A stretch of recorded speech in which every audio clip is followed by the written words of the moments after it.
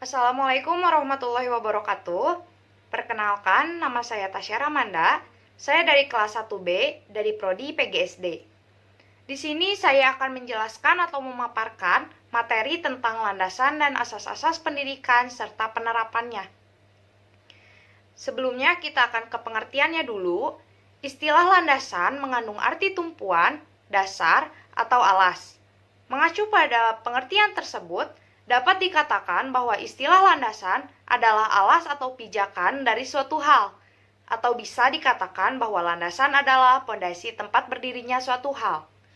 Menurut sifat wujudnya, landasan terbagi menjadi dua bagian, yaitu yang pertama, landasan yang bersifat fisik, yaitu landasan yang mengarah pada bentuk fisik. Contohnya, landasan pesawat terbang.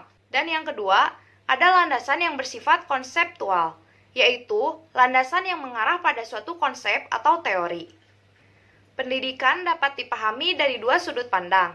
Yang pertama, studi pendidikan, dan yang kedua, praktik pendidikan.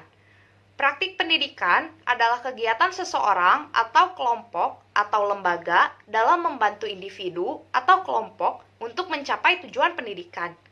Sedangkan studi pendidikan adalah kegiatan seseorang atau kelompok dalam rangka memahami pendidikan. Landasan pendidikan ada 5, yaitu yang pertama, landasan filosofis, yang kedua, landasan sosiologis, yang ketiga, landasan kultural, yang keempat, landasan psikologis, dan yang kelima, landasan ilmiah atau teknologis. Sebelum kita menjelaskan tentang landasan pendidikan, ada baiknya kita mengetahui dulu apa itu pendidikan. Pendidikan adalah pembelajaran pengetahuan, keterampilan, dan kebiasaan sekelompok orang yang diturunkan dari satu generasi ke generasi berikutnya melalui pengajaran, pelatihan, atau penelitian. Pendidikan sering terjadi di bawah bimbingan orang lain, tetapi juga memungkinkan secara otodidak. Kita langsung saja yang pertama, ada landasan filosofis. Landasan filosofis bersumber dari pandangan-pandangan dalam filsafat pendidikan, menyangkut keyakinan terhadap hakikat manusia, keyakinan tentang sumber nilai, hakikat pengetahuan, dan tentang kehidupan yang lebih baik dijalankan. Aliran filsafat yang kita kenal sampai saat ini adalah idealisme, realisme, perennialisme, esensialisme, pragmatisme, dan progresivisme, dan juga eksistensialisme. Kita lanjutkan ke yang kedua, ada landasan sosiologis. Dasar sosiologis berkenan dengan perkembangan, kebutuhan, dan karakteristik masyarakat. Sosiologi pendidikan merupakan analisis ilmiah tentang proses sosial dan pola-pola interaksi sosial di dalam sistem pendidikan.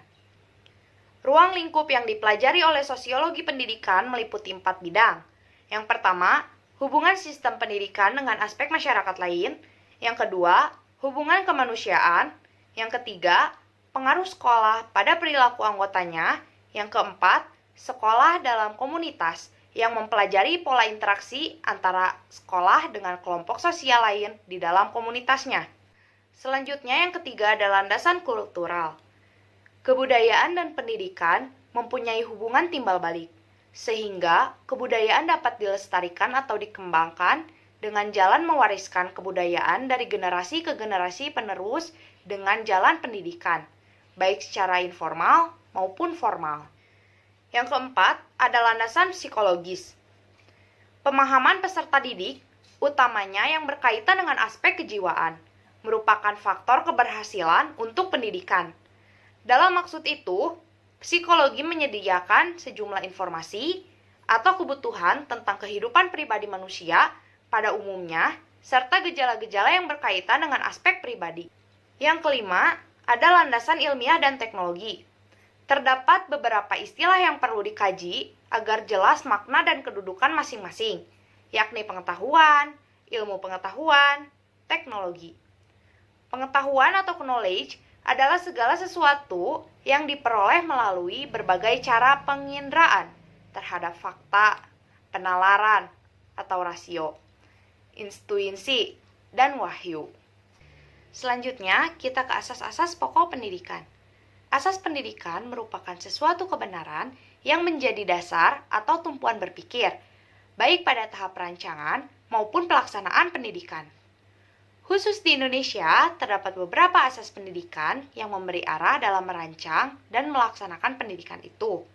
Di antaranya, asas tersebut adalah asas tuturi handayani, asas belajar sepanjang hayat, dan asas kemandirian dalam belajar. Asas tuturi handayani sebagai asas pertama, tuturi handayani merupakan inti dari sistem Among perguruan. Asas yang dikumandangkan oleh Ki Hajar Dewantara, ini kemudian dikembangkan oleh Dr. Andes RMP Sastrokartono dengan menambahkan 2 semboyan lagi, yaitu Ing Ngarsa Sung Sung Tulada dan Ing Madya Mangun Karsa. Kini ketiga semboyan tersebut telah menyatu menjadi satu kesatuan asas, yaitu 1. Ing Ngarsa Sung Tulodo, yang artinya jika di depan memberi contoh. Yang kedua, Ing Madya Mangun Karso, yang artinya jika di tengah-tengah memberi dukungan dan semangat. Yang ketiga, tuturi handayani, yang artinya jika di belakang memberi dorongan. Selanjutnya kita ke asas yang kedua, yaitu ada asas kemandirian dalam belajar. Perwujudan asas kemandirian dalam belajar akan mampu menempatkan guru dalam peran utama sebagai fasilitator dan motivator.